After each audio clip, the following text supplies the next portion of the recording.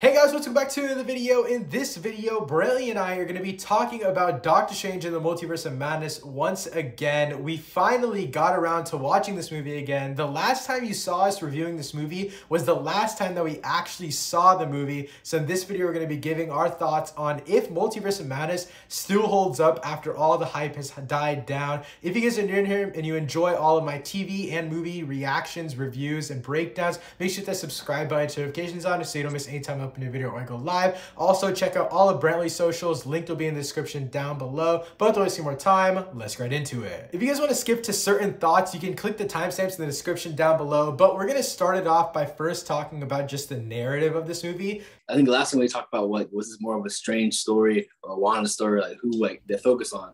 But on this second watch, I didn't really think it focused like on any particular like character. Like I would say it developed Strange's character, it developed Wanda's, but I would say it was more so just kind of saw just Strange and Chavez go through these different events and whatnot. It didn't really feel like necessarily like a character like centered story, if that makes sense. Because even like Wanda, like I was like I could see if someone argue like, oh, this is more like a Wanda than a Strange movie, but like honestly, I don't know because like it's just focused like on like any other like villains like motivations. Like, I didn't really feel like it overshadowed anything else going on in the movie. So I think the biggest reason why people say it's like more of a Wanda story is because she has like a good amount of screen time, like compared to a regular villain would.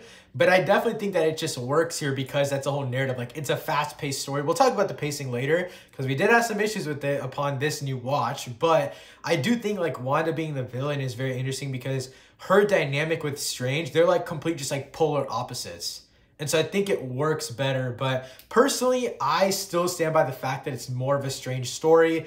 After this watch, I kind of gained a new light on like the love story subplot of this movie, and the multiversal stuff isn't just like there isn't just a subplot of love for Strange. I definitely feel like it's a subplot for the entirety of this movie when it comes to the multiverse, because I kind of think of it now as the multiverse is an access to infinite things you could possibly love, right? That's why Wanda wants to go into the multiverse. She wants to find her kids. She tells Wong, oh, I'm going to go to a bunch of different universes where I can forever protect my kids, right? But her role in the universe is to not have her kids, and that's kind of what you have to come to love and what you have to come to kind of come to terms with. And I think that was very interesting in this movie. I didn't catch that until this watch. I would agree. I do have a lot of issues with like Wanda's like motivations in like this like movie, and even like WandaVision, all that stuff. Like I feel like just her kind of whole like thing has been kind of just weird so far, like just her whole kind of ideology. I mean, like we said, we talked about this before, but I definitely felt like our experiences were blurred. Like our watching experiences were blurred. For me on my first two watches, for you on just your first one. But it was so much happening. And even on the first watch, I literally could not understand that we had a zombie Strange flying with the demon cape. Like it was just so much happening. So what did you think of this second watch experience? Because I definitely felt like it was way different for me, but I enjoyed it honestly just as much. Yeah, same. I enjoyed movies as much as I did the first watch. Yeah, that first watch for me too was kind of just a blur. I was just shocked because like there's so much stuff happening I just never like expected to even see like and so fast. I was just like, this is just insane to me. It was just visuals, all this like that. It was ridiculous. Like that first scene where that first not first scene, but like early in the movie, like Wanda's attacking like the temple or whatever. Where like Kamar-Taj, like yeah, Chavez. Yeah, dude. That's probably my favorite, like one of my favorite scenes in the movie because like it's just so just good. You get the horror elements, you get good action, like you get everything just all in that scene. So I love it. So yeah, that was just awesome. It was just so much going on. But yeah, this second watch definitely like it was a bit clearer, and I enjoyed it nearly as much as I did the first watch. So. Yeah, I mean, speaking of America Chavez, like you said, I still honestly really liked her role in this movie. I thought she was like a good addition. Hopefully they flesh her out a little bit more in the future. But honestly, as of now, I was happy with what they did with her. No, I agree. I think they definitely did like work. It was weird in my mind, like when I watched the movie, because today, like I watched the Obi-Wan finale today. I don't know, the whole time movie, I was like comparing her to like little Leia, essentially, like how both like movies like handle like this like younger companion. Yeah. You know, I mean, I like Leia a lot too in Obi-Wan. I thought both of them like they kind of just like were just good, like I guess I don't know, sidekick kind of characters in a sense. It was like they worked really well. And I think Chavez, she was really good at entertaining as well in this movie. So yeah, I really want to see more of her. So hopefully they bring her back in something soon. Yeah, I don't really know how like she's gonna be utilized in the future, but I like the way she was utilized in this movie, like the whole like twist in the very beginning where Wanda's like, "You could bring America here," but Strange never told her her name. Like that, that blew my socks off the first time, and it still absolutely just blew me away again. And I like we mentioned before, slightly her like Wanda's ideology and stuff like that. I think it's my thing is just like I don't know, it was annoying me watching the movie because she would just keep talking like just kept trying to justify her actions, and it's like. It just doesn't like make any sense at all. Yeah. It's just for me, it's the reason I like Wanda so much. If you guys didn't know, if you haven't already seen my MCU villains tier list, the link will be in the description below for that. But she is like my second or third favorite MCU villain. And right behind Thanos and I would say like Kingpin, like the Daredevil Kingpin, not Hawkeye. I don't know what it is about Wanda. Like she is just so like crazy in this movie that it makes me enjoy her like presence. I don't think it's one of those things where like Wanda stands are like, oh, she was corrupted. She's not a real villain. Like, bruh, she is evil. She's pure evil. She's evil to the max. Whenever Wong asks her something like, oh, what's going to happen to their mom? She just doesn't care to answer. Like, to me, people can view that as a plot hole. Some people that I know do view it as a plot hole. I mean, that's what I'm saying is like, I don't know. Personally, I feel like it just shows that she doesn't care about anyone but herself. And then obviously at the end of the movie, she cares enough about the other people. She's like, okay, I'm going to kill myself and I'm going to take the Darkhold with me. Because obviously when she dies, she erases all Darkholds in the universe. I thought it was interesting that that was kind of the arc where it's like, I'm going to take what I want no matter what. No matter how many billion Tommies I have to go through to find the ones that'll last me forever. No matter how many multiverses I have to go through to find a cure for my kids. No matter who I have to kill or get through. Like, I think they proved that with the Illuminati. They just showed Wanda's true strength. They showed her raw power and her raw just what she wants. She'll get what she wants. And it's like, also, I think those early on in the movie, like one thing they kept kind of off guard is like, she really like could like have like finessed all of them, bro. Like Strange is gonna take her right to America Chavez, bro. And she like, yeah, what? Like, I don't know what she was thinking there with that. Like, I think that there was like small stuff that I caught. So like she also didn't call her by like her last name. She was like America. So she kind of like it showed that she was like studying her. Like she knew about America Chavez. Yeah. You know what I'm saying? Like it wasn't like, oh, you could bring her here or like. Why would you even say that though? Yeah, I don't know. It's that I will admit that was a plot hole. That was a massive plot hole. It's like he brought you right to the person. It's also, bro. It's also a thing of suspending your disbelief because it's like, why would Strange even tell her before she agrees to it? Like it's just suspensions of disbelief, in my opinion. Again, I know people that don't think that same thing as me. I will agree. I mean, that's the only thing. Like for this movie is like, I do feel like it kind of just like contradicts itself a little bit. Like that's the only thing is like I said people point us out like the whole like dying from like Rebel thing. Like, I do think that is kind of stupid. But wait, the Captain Marvel thing or the Wanda thing at the end? Well, like both instances, to be honest. Well, the Captain Marvel thing, she drained her power. Remember? Okay, see, I've seen people say that, but like is that like true though? Like is that? Yeah, because remember she was like pulling away her like entire suit, like while she was like fighting her, she was pulling away her suit. But I do agree with the like dying from Rebel thing. There's this theory going around that she just got super weak by using the Darkhold that much, and the fact that she had to remove all the Darkholds from every single. Because remember, she takes it away from the Strange universe where he used it, like it disappears on the floor. And so people are saying that the energy she had to use for that made her so weak that she died under the Rebel. I don't think she's dead though. I don't know. I mean, I don't really know what else she like. But I think it could be a thing where like I think she's like dead for like now, and the probably in the comics that's what happens is in the comics she dies and then she comes back for like she dies for like a very long time. She's gone. But yeah, I think it's also like it's probably something that they leave kind of the door open for like her to come back. Like, but I mean, I don't see her coming back like in like the near future. So it's probably someone's like, yeah, if like we're gonna bring her back, we can just like it's easy to like for it to make sense if we do it. Yeah. One of my favorite parts of the story as a whole is how they paced like Wanda like in the story, I guess. Because like I will admit, in terms of moving the story along, like Wanda's definitely the one that takes control of the story itself. So pacing in general, I did just want to mention it because I had big issues with it upon this watch compared to my first two watches.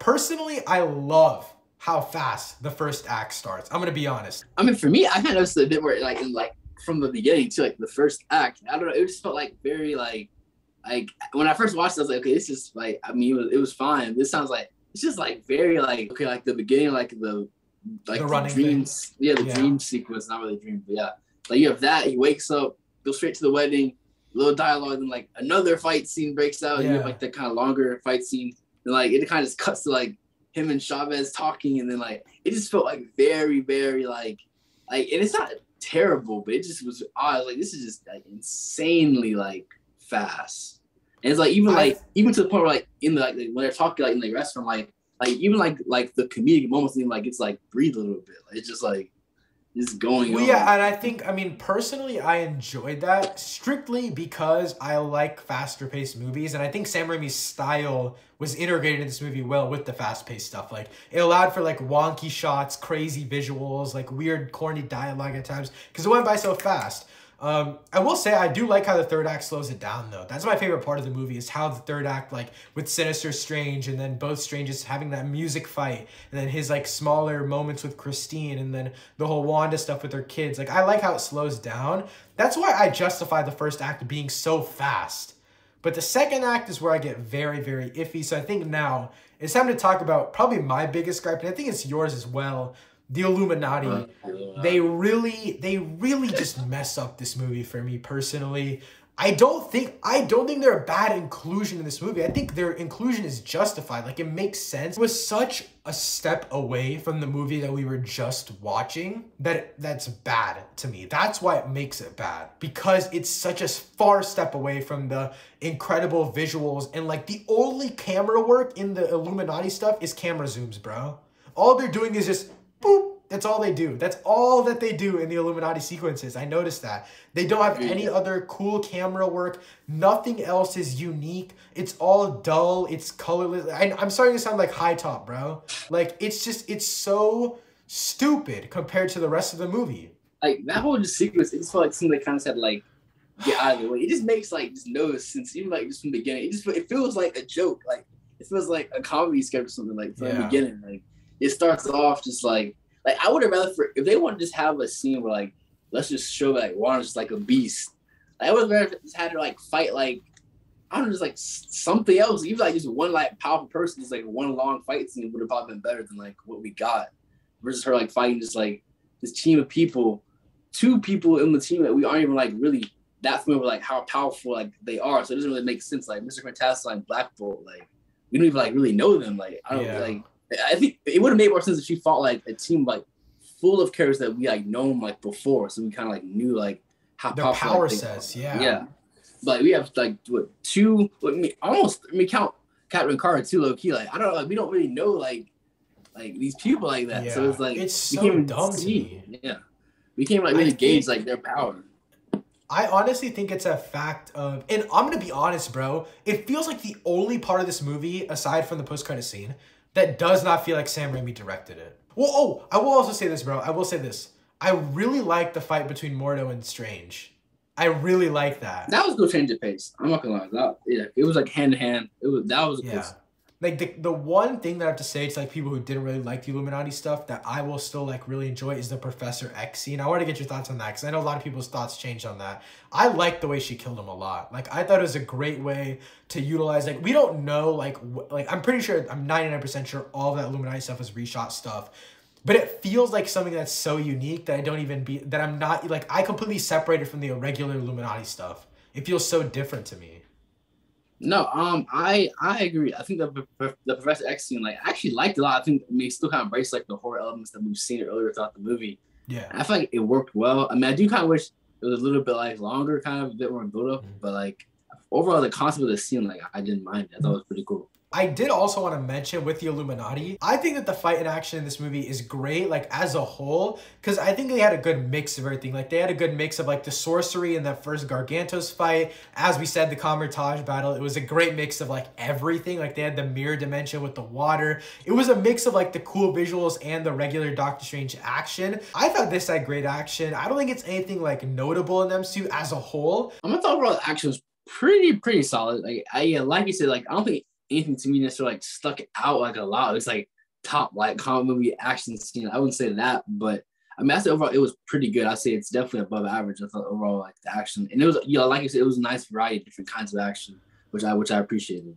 So, yeah. In terms of creativity, did you enjoy it more? Because personally, I did. Like, that's kind of where my, like, interest peaked a little bit, where it was like, they got so creative with this fight that's like, even if it's too short, like the music fight, bro, it is so short, but it's so, like, unique and different. It's something I've never seen before. Like, they're literally taking music off the pages and throwing it at each other. Like, that concept sounds dumb. Like, if I click this, it's gonna sound stupid.